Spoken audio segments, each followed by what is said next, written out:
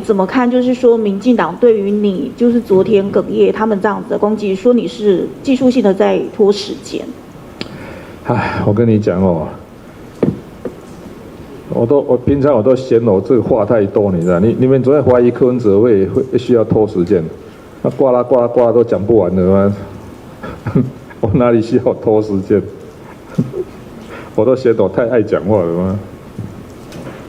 您昨天在辩论的过程当中，有一度是轻痰、咳嗽清喉咙啊，但是因为这样子的行为被陈柏惟还有黄伟哲都说是为了要拖时间，是因为您回答不了问题，他们的批评您怎么看？昨天哦，其实那个我觉得我们辩论哦，唯一如果说有不好的地方，就是在那个地方情绪失控了。为什么你知道？其实你想想看哦，2008年哦，我爸爸用我的名字买那一块地，我每次说哦，我爸爸一生最大的期望就是哪一天我回到那个台大新竹分院去当院长，你知道？哦，所以这个哦，家里什么都要准备好哦，然后那个外面要，其实那个农地也不会当，也不能盖医院啊，那个就是一个怎么讲，休闲用的，你知道哦，连这种要类似要休闲的地方，什么都准备好了。但是这样的哦，人生的境遇你知道哈，反正莫名其妙就当了台北市长啊，现在要选总统。那我其实这1、2年我就发现一个问题，我打电话我爸爸已经没有办法接了，为什么？因为他重听了。所以每次打电话去哦，他只要一听到是我的声音，你知道，他就叫我妈妈接，因为他听不到了。有时候还问我妈妈说：“他到底是失智还是重听啊？”因为当人重听的时候就不太讲话了。哦，当然，我妈妈都说还好啦，不是失智的，只是重听了。然后她92岁的，你知道吗？93了，过年就93了。我妹妹选举她，就上一次看到那个嘛，就她骑脚踏车会出去，还好我已经把她的车子先送给别人了。不然他还在开车，我就吓死我！我在那种93岁还塞车，结果我把他车子没收以后，他变成骑脚踏车，我现在更害怕，你知道吗？我说你92岁摔下来，这个一下就出问题了。但是这样的，我也没有办法去，脚在他身上了，我人又不在旁边，你知道吗？所以打电话给他，他也没办法接，叫他不要干什么，他也不会听我的话。那我也不晓得怎么办呢，所以这个常常就是这样的哦，一刹那之间太多种情绪，所以那个有点失控了，老实讲，就是这样，情绪失控。我是方三立那怎么看呢？昨天主席回答土地争议时，咳嗽气喘。我想不需要在昨天的辩论上面去做很大的文章，是包含说，不管是柯文哲他到底是咳嗽还是哽咽等等的，我想我们应该回到事实的根本哦。在昨天的辩论会上，完全没有看到蓝绿两党提出的候选人提出务实的政见，唯一在讲政见的只有柯文哲先生。赖清德先生不断的告诉大家攻击另外2位候选人或者他的对手，不管是房屋的问题或是土地的问题，我想这都不是大家想看到的。当民进党想要操作，或是当民进党想要攻击对手的时候，千万不要忘记1只手指头指着别人，4只手指头指着自己。你家的违建拆了吗？你家的违建公益信托了吗？这是所有全民在剩下10几天的选战当中最想问赖清德的事情。能不能一次公开回答？这也是我们要问赖清德的。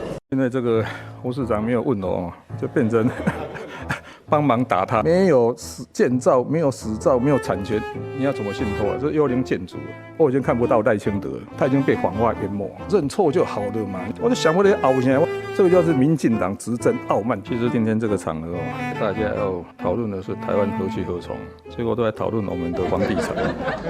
唉。不好意思，就是说这么多年来这人生的际遇嘛，我就是没办法符合他的期望。不过这样的不是买土地就不对了，这个你要搞清楚了。你办你的老厝，我嘛知恁妈妈的心情，特别放一块土地，让你来有法度过好生活，这是每一个人父母亲的一个心情。但是，是不是违建？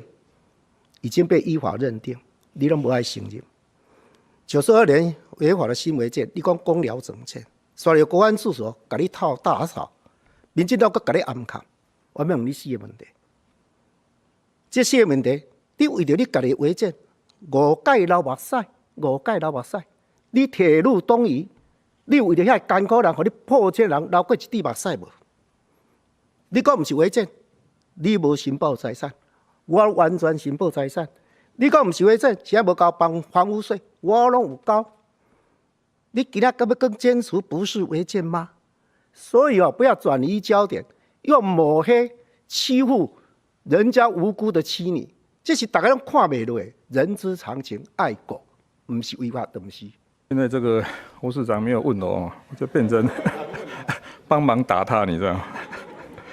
这个是这样的，我觉得这样，我们活在世界上，不可能说完全不做错，但是我很希望说，我们建立一个认错、反省、改进的文化。其实赖清德在处理这个赖皮寮的问题啊，其实他最大的错误就是你认错就好了嘛。你一开始说啊那个不是那个是合法房屋，后来就被证明是违建嘛。再来你又说，你有缴房屋税，都没有税，都没有户籍，要缴什么房地税、房屋税，又是收房。后来就说啊那个是。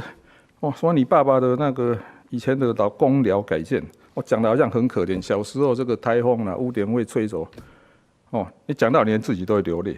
后来人家说，这空照图就很明显了，这2003年才盖的啊，所以你又收房了。那你现在要说你要公益信托，没有建造、没有实造、没有产权，你要怎么信托啊？这幽灵建筑还有一点你当公职20年，财产是要申报的，这个也没有申报，又有问题。你当副总统，财产是要强制管制，那个信托的，又没有。常常是这样的，我们讲了一个谎话，就要讲10个谎话去 cover 那个谎话，后来讲100个谎话去 cover 那10个谎话，后来就被谎话淹没。坦白讲这些事情到现在我已经看不到赖清德，他已经被谎话淹没。所以是这样嘛，认错就好了嘛。你说，我就想不来熬现在。这个就是民进党执政傲慢最让我火大的地方。我跟大家讲没有人不会犯错，这是我们要让全国人民知道，我们做错了，认错改进这样就好了嘛。你要凹什么东西？所以这样呢你讲一个谎话，再一个谎话。坦白讲，今天我不是针对你的违建处理，你的人格已经破产了。那第二个就是说，当然我是一个勇敢的人，我面对各种困难挑战。但我也是个感性的人，碰到人事物感动的时候，我会流眼泪。但是我的流泪不是为了我们家的房子，我是感谢父老乡亲对我的支持，